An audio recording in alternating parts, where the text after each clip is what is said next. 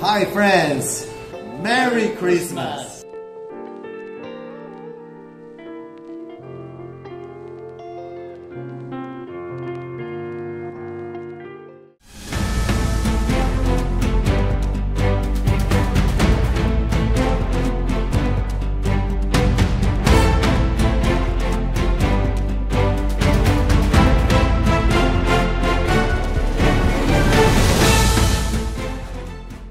又来到308高地，每个礼拜四的晚上7点半，我们会更新集数哈。在308高地，我们以台湾为中心，关心着台湾相关的地缘政治、军事外交，或者是与台湾安全相关的议题。那每一集我们都邀请到好朋友、专家来这边，用他们的角度来破题。也许在308高地，我们也许没办法谈得很全面或者够深入，但透过这些议题的导入呢，可以让不管你是在台湾或者在其他的国家，当你关心的这个区域的安全或台湾的相关议题的时候，可以得到一点点像窗户一样，可以看到这个世界哈。那我们308高地呢，每个礼拜四播出，那也希望你现在不管是透过三立的94要客诉，我们要谢谢三立提供这么好的棚哈，而且还跟我们联播。如果你经过三立94要客诉看到我们，记得搜索一下308高地。订阅、按赞、分享、开启小铃铛，你的订阅会让我们得到很大的鼓励。你的订阅也可以让更多人接触到我们的频道。那也谢谢今天电视台也同时跟我们联播。而在我们播出的时候，所有的抖内，所有你捐出来的款项，我们分毫都不会拿来用在节目里面，全数留在账户里。等到国军弟兄姐妹因为演训或任务发生了我们不想看到的事情的时候，我们会全数把它用在上面哈。也谢谢方老板哈，这个统一数位，我要看一下，统一数位，对，他是一个翻译专家哈，他每个月都协助我们赞助我们这一个摄影棚的需求，特别谢谢方大哥。那今天我们邀请到的来宾，我们要改成英文模式，English version。Yes. So, I'm so happy to have these two friends join our program, discuss issue related to Taiwan security or defense. They are truly experts in this category.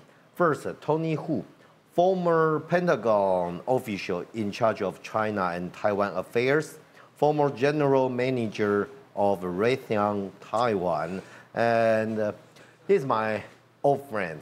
Some people think he is Taiwanese. I think he is, but actually he is American.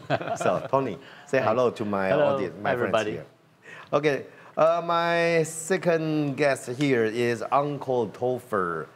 He is my neighbor. He lives in Kaohsiung. I live in Tainan. Just a street, a river separates us. U.S. Army veteran, Iraq War participant, and YouTuber Uncle Topher. Try to subscribe his channel. And sometimes he's a little bit lazy to renew. Sometimes. Usually. So Topher, say hello to our friends here. Hey, thanks for watching. Don't forget to hit the like. Okay, so now it's English version. I hope my limited English ability won't sabotage the discuss here. So over past few years, the conversation about Taiwan has fundamentally changed. We've moved from talking about platform to talking about systems, from deterrence by punishment to denial by design. And in Washington, D.C., the first island chain is no longer a map. It's a defense architecture. And Taiwan is no longer seen only as a front line, but as a critical node in United States strategy, technology, security, and industrial resilience. So tonight we are asking simple but a serious question. Under the United States strategic shift toward peace through strength, what role is Taiwan actually expected to play? Not politically, but operationally. Not symbolically, but structurally. So from denial defense and unmanned system to arms packages, supply chain, and internal resilience, this is about how war prevention is being redesigned in real time. So let's get into it. That's my opening. It's good? That's a great job. Yeah. Great. Yeah. AI do help. Yeah. So our first question is about a shift. Right. A lot of people say United States has shifted their weight of their strategy from Europe to Indo-Pacific region, from ideology to some, transactional, Right. Something like that. Right. So, what's your view as United States, shift? What's the shift? What's the original strategy focus? So maybe we start with Tony. You are officer here. Well, I think if we looked at the new national security strategy, the main thing about shifting is the priority, where President Trump looked upon the Western Hemisphere, the Americas, North America, Central America, South America, as his #1 priority, where he is placing importance on illegal immigration, securing the border down south, and also the illegal drugs that's coming in. So he's putting a lot more efforts into it, including shifting the entire carrier strike group to that region. So the shift is mainly how we prioritize stuff. So in his national security strategy, he said, okay, #1 priority is the security of the Western Hemisphere, where he said we have the Trump coronary of the Monroe Doctrine. Monroe Doctrine was in the 1930s. 门罗主义、孤立主义。对他说 ，OK， the Americas 是由美国来控制，你们欧洲的国家其他的国家不准来。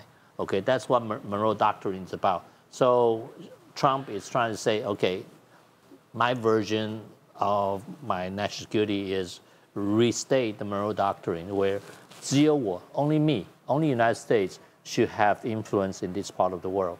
So that's #1. #2, priority in his national security strategy is Asia Pacific, where he wants to deter any war and keep open and free. #3 is support European allies. And #4 is prevent an adversary power have any type of dominance in Middle East, because after all, Middle East is an energy source. It's very important in the United States. And #5 is he wants to make sure the United States technology and standards continue to lead the world. Basically, things like U.S. dollar. He wants to make sure that U.S. dollar is still the dominating, the currency of use for international transaction. So the shift is actually a shift of priority and not the main focus of peace through strength. And what the shift brings, the military deployment and the equipment requirement, what the shift will bring the change? Because if you shift your target, shift your priority, you need to deploy your military assets in different locations. Right. And if you try to attack terrorists, the equipment you try to procure is different with some strait like China or Russia. So what's the shift bring what kind of change? Well, the shift, as I mentioned, now we have carrier strike group in the Caribbean. Yeah. We have never done that because there is an enemy that require a carrier strike group presence. But using F-35, even F-16 to launch some kind of attack over there, it's kind of west. It is. We can even do that with our turboprop aircraft with a missile. But we also talking about reducing our military presence in Europe, which is happening. We are withdrawing the troops from Europe, but we are strengthening our presence in the Asia-Pacific region. So that shift includes increasing, we call Pacific Deterrence Initiative, PDI, where we're beefing up the first island chains defense, air missile defense, and second island chains air missile defense. We're building up the runway in Tinian, and we talk about Kenyan that. airports. Yeah, we're rebuilding the runway. We're beefing up our maritime reserve fleet in Saipan. We have pre-positioned ships in Saipan. We have 4 of them. We're beefing them up, and we also are filling up the war reserve bunkers. Yeah. So these are the things that's tangible to the shift in priority, where we move forces to the Americas, and we're beefing up on number 2 priority, the Asia Pacific, to deter any trouble. Yeah. So if I reason this, the shift is happening, and the shift is change from forward presence to maybe illegal immigrants or drug. Yeah. And if we talk about a threat from Russia to China, will be major competitors, and the military asset to relocate will shift from Europe to Indo-Pacific region. So this strategic shifting is happening, and it's tremendous. So Topher, you are an old soldiers. Yeah. You know, sometimes strategy is far away from the real battle Right. to those soldiers, but you have battle experiences. So what's your point of view for this shift? I think it's indicative of how the Trump administration is shifting away from like the usual ideological speech of, we're spreading democracy, we're spreading freedom, and getting to more transactional. What people can say is more practical in some sense, but there's also a lot of criticism against that as well.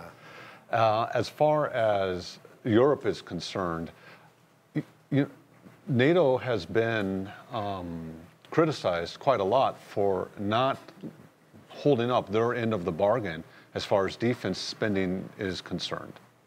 So they've been less than 2% of their budget into defense. And America is at a point under the Trump administration where they're saying, you can't expect us to bail out all of Europe and to potentially fight a war in the Pacific.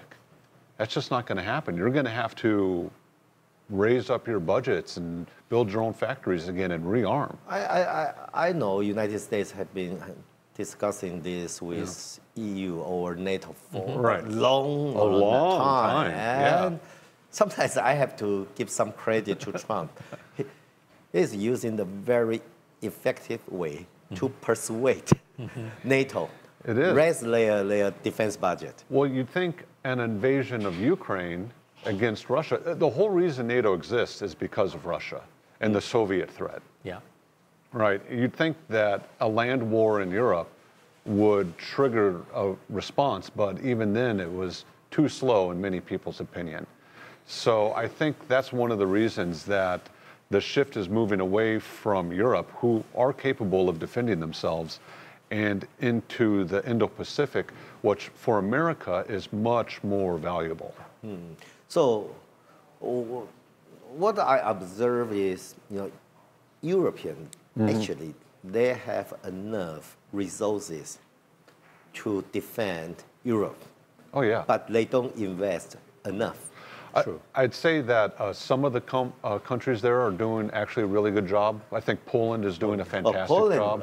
They are building the largest army capacity in Europe now. Yeah, I'd say that France is doing okay, but I think like Germany is really hesitant to rearm and rebuild its military. Germany or some other country, they have enough resources, they have enough money, but they don't input to recruit enough soldiers to build enough equipment. Yeah. So Trump's way, special way to convince them or persuade them to do the reform, actually it works. It works. It seemed to have worked so far.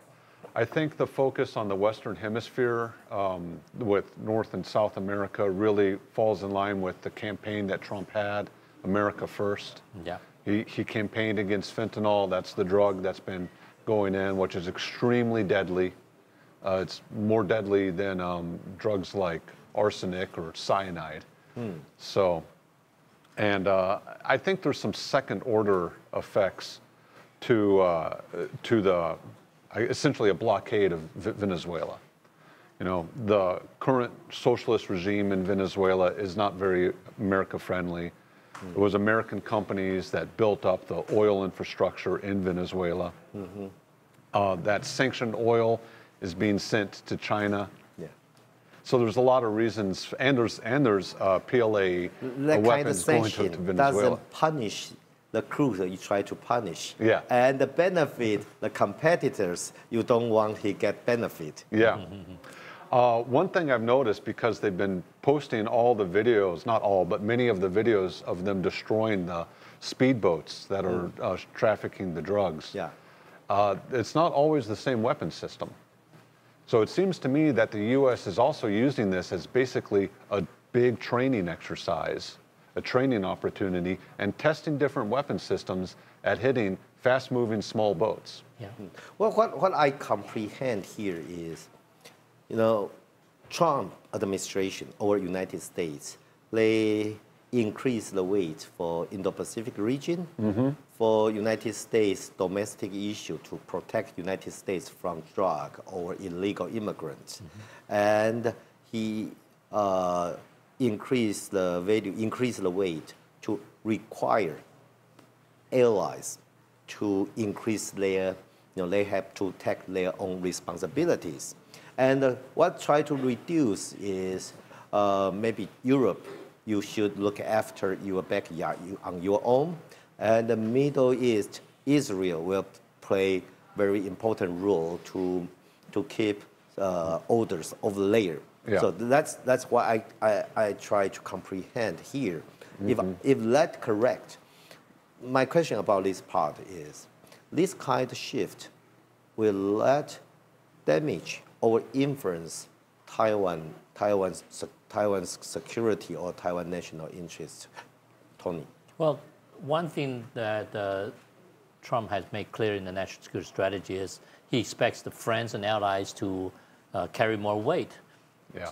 He mentioned in Asia, the United States would like to maintain a capability to deter war. Now, he also mentioned that to maintain this capability to deter war is not United States' burden to carry alone. He expects friends and allies in the region to also carry their weight, just like in Europe. So obviously Japan has stepped forward, and Korea has stepped forward, and Taiwan has stepped forward.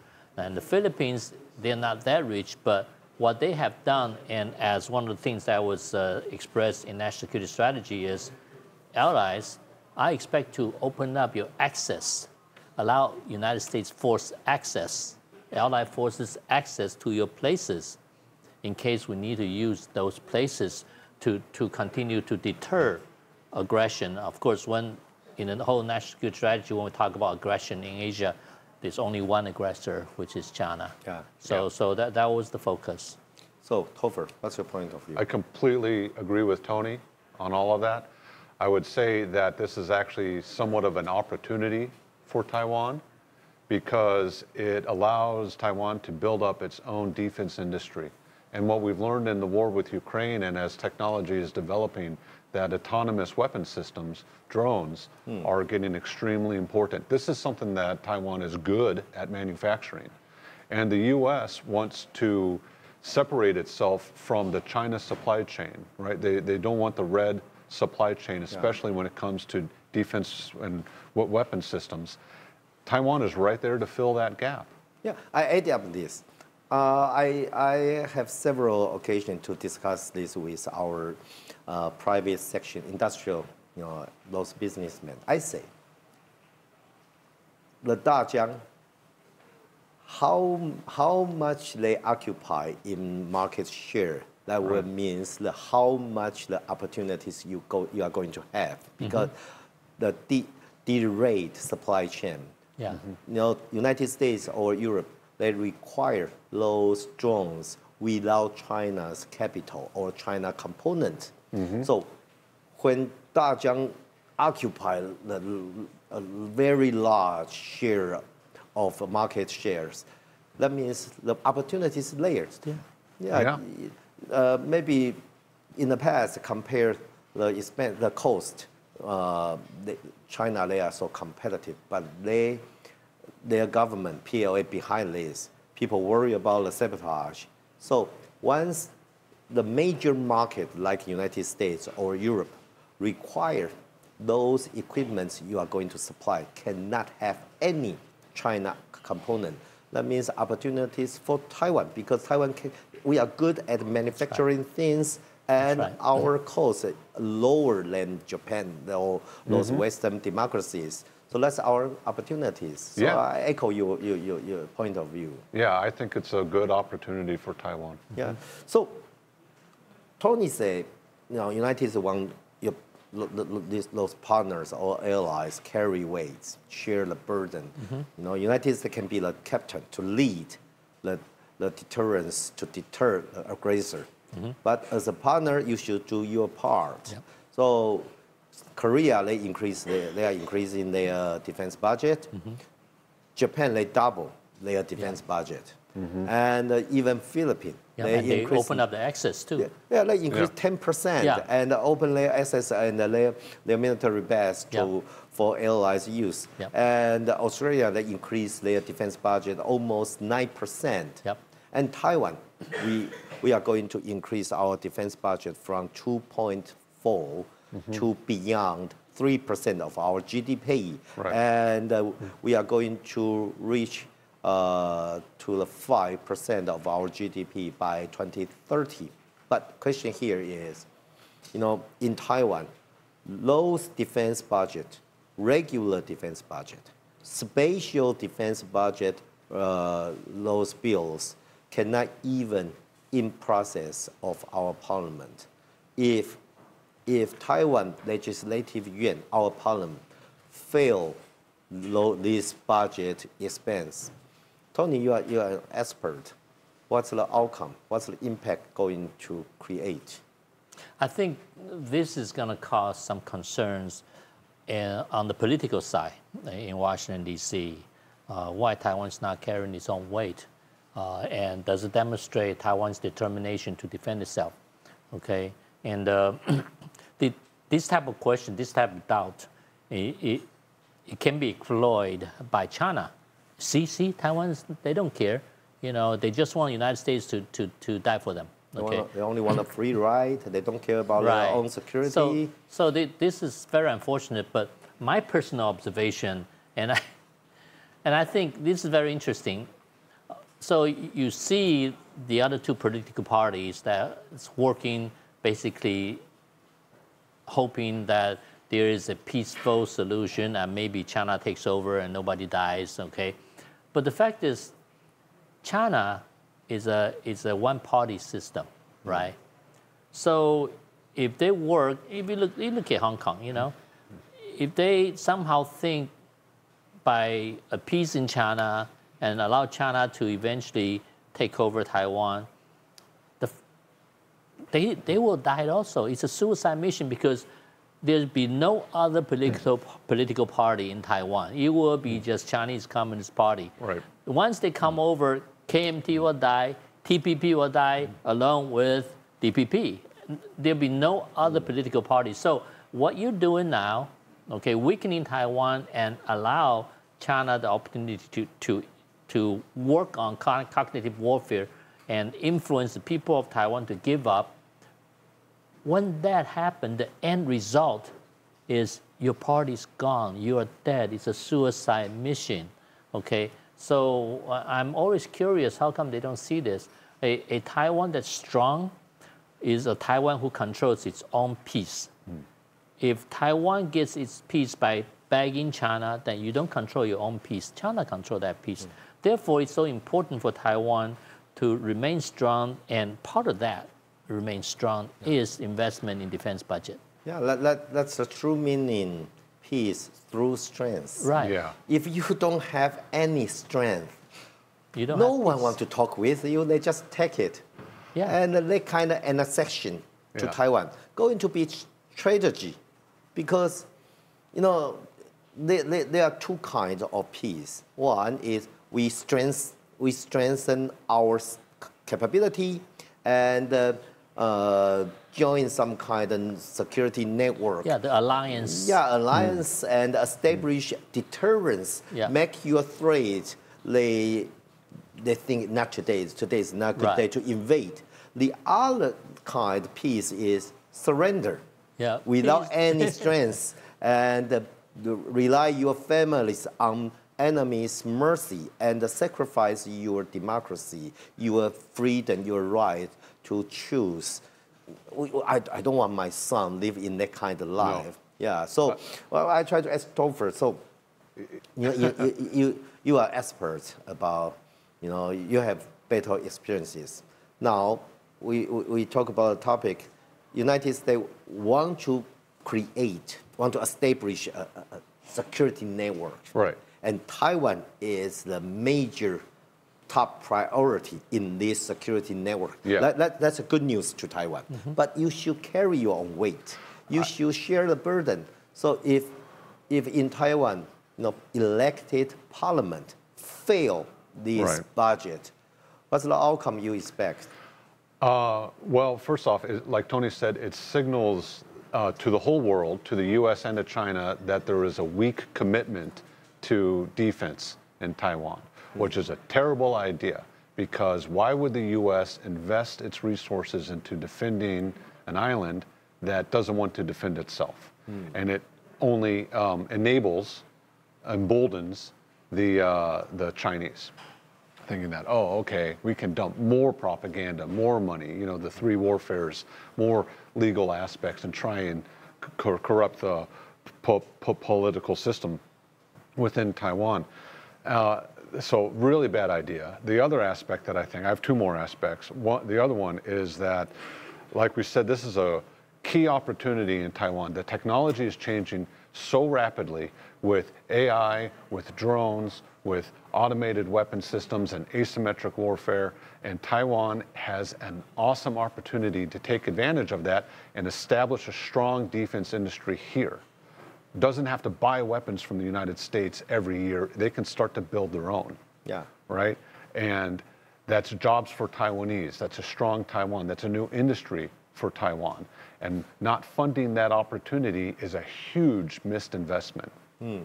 The third thing, which I think is very important, is that Taiwan's big money maker export is high-end TSMC semiconductors, computer chips, right? A lot of people don't understand that the supply chain for all these is very long. It comes from Europe, it comes from Japan, it comes from the United States, all these other countries. TSMC cannot build these chips without the support and the supply chain of the rest of these nations. Yeah. If China gets control of Taiwan, do you think that the U.S. and Japan is going to be okay? There will no TSMC anymore. Yeah, well, no TSMC in Taiwan, for sure. Yeah. I mean, I can absolutely understand if TSMC moves its headquarters to the U.S. or to Japan or somewhere else. And those chips will continue to be made, and that money is going to be made somewhere else. So it's not just the political future and the freedom, but it's also the entire economy. Yeah. Taiwan's a very wealthy, fortunate nation, and not funding their defense, giving up to the CCP would destroy all of it. The complete cost of living, the quality of life would be gone. Tony, he is our, Taiwan best friends. He helped Taiwan defense a lot for so many years. Thank you. Your words talk about, some people dreamingly think take over peacefully. There's nothing like that. Once CCP, once Chinese communists take over Taiwan, there's no peace here. And no peace. You just mentioned maybe all these political party will be gone. I think that will be the smallest issue we should concern, because once China control Taiwan, our military those active military, 200,000 personnel. Our reservists, near 2 million. Those people who are capable to use weapons, they are capable to organize themselves.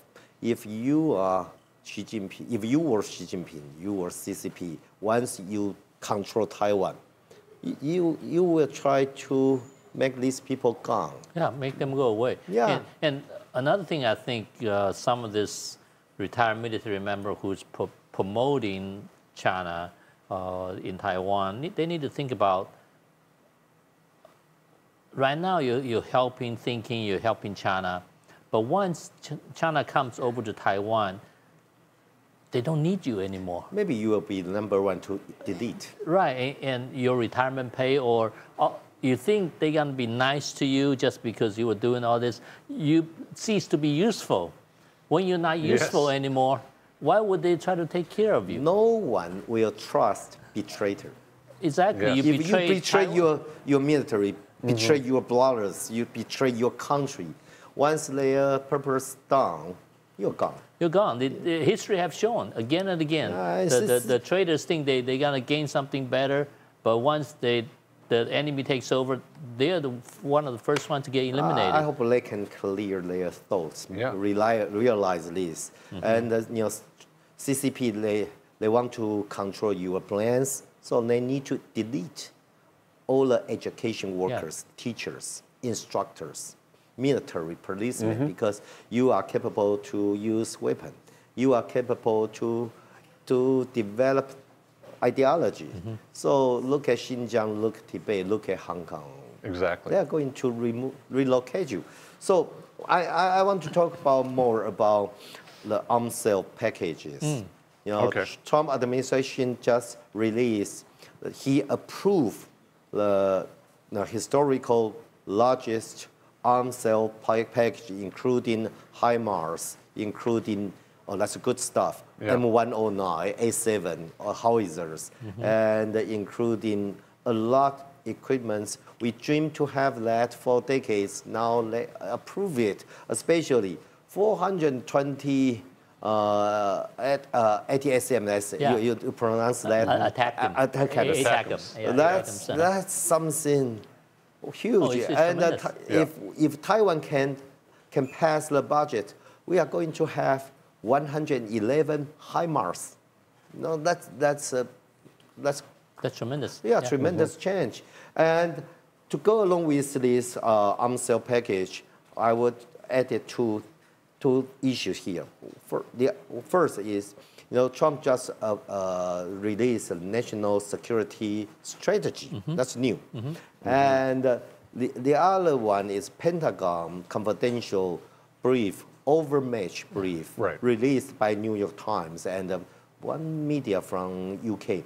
So these three issues, arms sale package to Taiwan, and overmatched brief that reveal if China launch full-scale invasion toward Taiwan and United States going to intervene that, and maybe going to be defeated by PLA.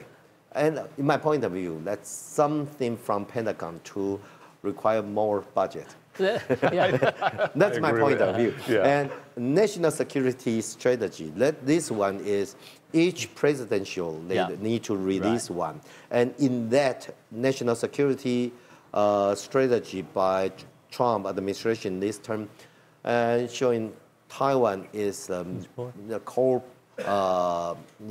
interest for United States.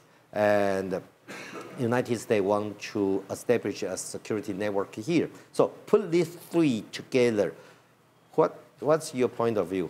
Let me talk about the overmatch study first. I thought that's so interesting because when I was in the Pentagon, we did similar things. If you look at the overmatch report, when it came out and how it come out, okay? So usually when we need more budget, okay, we would do some kind of study before National Defense Authorization Act. Because Congress The authorized timing. the timing is so important because that's when Congress give you The money. NDA is about money. Before NDA approved by senator and the congressman. The overmatch Match- report come out, okay? And overmatch report is done by Net Assessment Office, and we send it to Congress. And maybe I'm talking about some of the strategy we used to use in DOD. So you are part of this conspiracy. Before. Because we know when we give to Congress, we say Congress is like a faucet. You give it to classified stuff, go leaked out because a staffer will say, hey, I know something secret. Let me tell you, newspaper. They do that. So we use that to our advantage, okay? We do that kind of report, classified, but it gets out to the newspaper. Washington Times is good for it every time.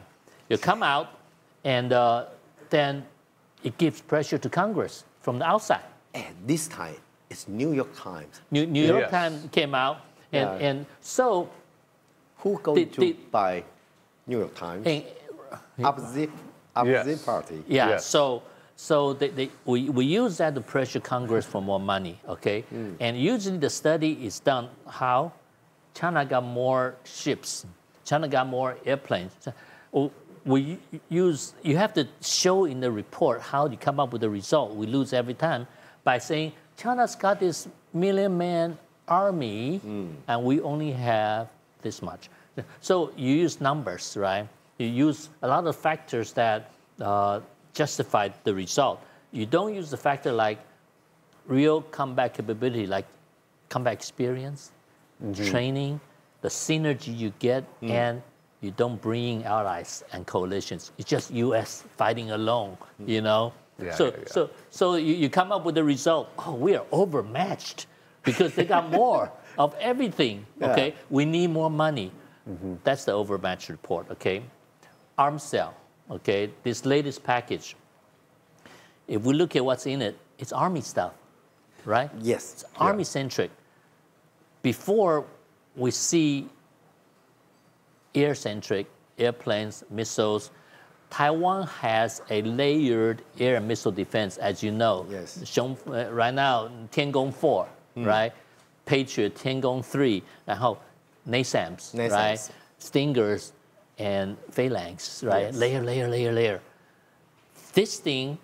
This current package give Army surface defense a layered approach. Okay. Air defense layer now is surface to surface layers. Yeah. Surface defense, 300 kilometer, 150, 75 tow javelin, right? Makes sense. So you have the M109A7 with precision rounds. The reason why I believe M109A7 was delayed so many years because we couldn't get the precision rounds released, the Excalibur. At this time. Now Excalibur finally, Sweden say, okay. Approved. Otherwise, it's useless. The current Taiwan M109, it's okay. M109A7 need this precision strike munitions to be effective because it shoots fast, scoop fast. It can stop in 30 seconds. It can launch the first round. You can survive from the counterattack, and the precision can make your attack effective. Yes. And I think from a policy point of view, with the release of so many ATACMS, I think United States finally agreed counterstrike is a legitimate defense activities. Because before, United States will only sell defense weapons, short range. Okay, the United States don't want Taiwan to go attack China. There is an invisible limit. You know that. Certain kilometers within that we can procure, and beyond that, the United States are going to delay it. But this time, so many ATACMS break through this limit. As far as tactics go, okay. When China launches their rocket or missile takes longer. Rockets because shorter range, I mean faster and low level. It takes about 7 minutes to get here. But with intelligence, usually as they deploy out, you already know they're leaving. They're getting ready to fire, and satellite can determine their location, right? So once they fire, within the first 2 minutes of their firing, it's confirmed the indications coming down. So Taiwan should already have those target sets loaded in their systems, like the ATACMs, like the Xiongfeng 2, okay? Yeah. Those counter strikes should be on their way over to China before the first missile from China even hit. Before Chinese first attack arrived in Taiwan, the counterattack should be on their way. Okay? Reached China already. And they should be moving. Okay, after they shoot, they move. They don't want to stay there, right? So having this type of counter-strike capability, I believe, it's a policy change in the United States. If you look at the new Block 70 with the conformal fuel tank, the long-range tank, you know, before we don't sell long-range tanks, we were worried about, you know, Taiwan decided to strike China. I think that's removed, because otherwise, I'm not in Washington, D.C., so I don't know the actual policy right now. Well, that's a huge shift. Yeah, it's a huge shift because when I was there, many of the things that Taiwan requests got denied because of the range, and you are familiar with that. Yeah. And now, 300 kilometers, the Taiwan Strait is 200 kilometers. And if we can deploy HIMARS on Penghu Island. Oh my God, that push it down even further. That means China, their SAM, their surface to air missile, air missiles over their, their air command post, their harbor, their logistics center. Yeah.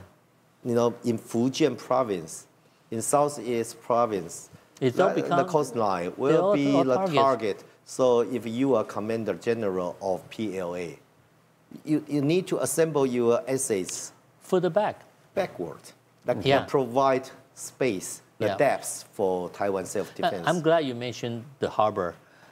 The Harpoon missiles that Taiwan have, they all have coastal target suppression. They just don't hit ships. They can hit the coastal targets too. Yeah. Right. So Taiwan's ability to counter-strike is actually tremendous. And people need to remember that these are capabilities that can reach China before their first missile even hit Taiwan. So all the talk about, maximum effort, saturation strike, China probably don't, when the second wave, they might only have 25% of the weapons capable of launching the second wave, 25, 30. It's not like they can continue saturation strike. So I've seen this in some of the channels in Taiwan. They talk about, 10,000 missiles coming. They don't have 10,000 launchers. Okay, but that's for 外行人. Amateur. Exactly. They have a few hundred launchers for the first wave, and if they don't have launcher, those platforms. Or even they have thousands of missiles, doesn't work. And those thousands of missiles at their base waiting for reload should have already been struck. On Taiwan's first wave, because these are target sets that should be already preloaded in some ATACM or some Xiongfeng missile. This is your target. Once China initiates a strike, war's on. You don't have to wait for their bomb to hit you first. Once they're in the air, it's coming, you shoot back. Well, not only second strike. China need to be very cautious for their first round strike. And you mentioned this historical largest arms sale package majorly is about army exercise. And the army in Taiwan, their role is waiting. Waiting for enemy reach near to the beachhead. Then you have your role, waiting. But now, if they have these ATACMs, they are going to support Air Force and the Navy. If you look at this package, in a congressional notification, this thing is the most expensive one. This is a $1 billion notification just for this tactical system. And that's the beauty of increasing defense budget. Right, you can do this. If we expand our defense budget, we can procure something we need for a long time. When I hear people talk about, China is going to control the air and the sea.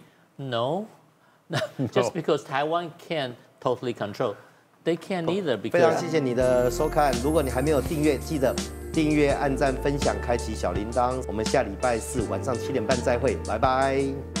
拜拜。